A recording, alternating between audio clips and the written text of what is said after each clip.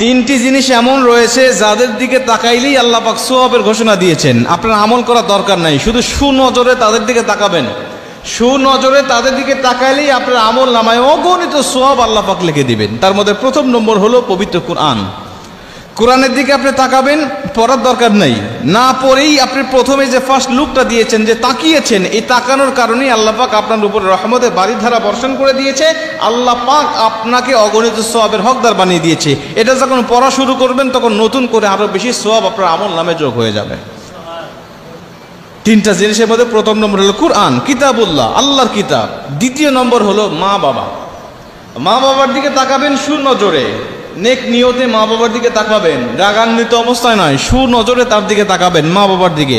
নবীজি বলছে মা বাবার দিকে, বিশেষ করে মায়ের দিকে যখন কোনো ব্যক্তি সুনজরে তাকায়, আল্লাহ পাক তার আমল নামায় কবুল হজের সওয়াব দান করে দেয়।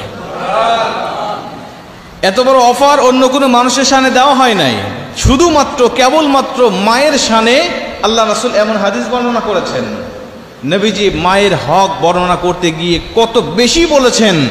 আমরা যদি মায়ের হক নিয়ে আলোচনা করি তাহলে আমাদের একটা সাবজেক্ট চলে আসবে, আমি সেদিকে যাচ্ছি না। তাহলে তিনটা জিনিসের দিকে তাকালে সওয়াব হয়। তার মধ্যে প্রথম নম্বর হলো কিতাবুল্লাহ, আল্লাহর কিতাব। দুই নম্বর হলো মা বাবার দিকে তাকাইলে সওয়াব হয়। তিন নম্বরে নবীজি বলছেন খানায় কাবার দিকে, আল্লাহর ঘরের দিকে যখন কোনো মানুষ নেক নিয়তে তাকায়, আল্লাহ পাক সঙ্গে সঙ্গে তার উপরে কমপক্ষে 20টা রহমত তার উপরে নাজিল করে দেয়। 20টা রহমত তার উপরে নাজিল হয়ে যায়। আল্লাহ পাক অগণিত সওয়াবের অধিকারী, হকদার তাকে বানায় দেয়। ওই চোখ কত ধন্য যেই চোখ সরাসরি খানায় কাবা দেখেছে। ওই চোখ কত ধন্য যেই চোখ সরাসরি আল্লাহর ঘরকে দেখেছে, আল্লাহর ঘর তাওয়াফ করেছে, নবীজির রওজা মোবারক জিয়ারত করেছে। তার থেকে ধন্য ব্যক্তি আর কি হতে পারে?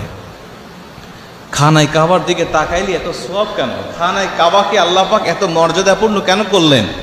কারণ এটা আল্লাহর ঘর। নবীজি বলছেন যখন কোনো ব্যক্তিকে কবরে রাখা হয়, কবরে রাখার পরে ওর নজরটা যদি থাকে খানায় কাবার দিকে, অর্থাৎ কেবলা দিকে, আল্লাহ পাক তার কবরের আযাবও মাফ করে দেয়।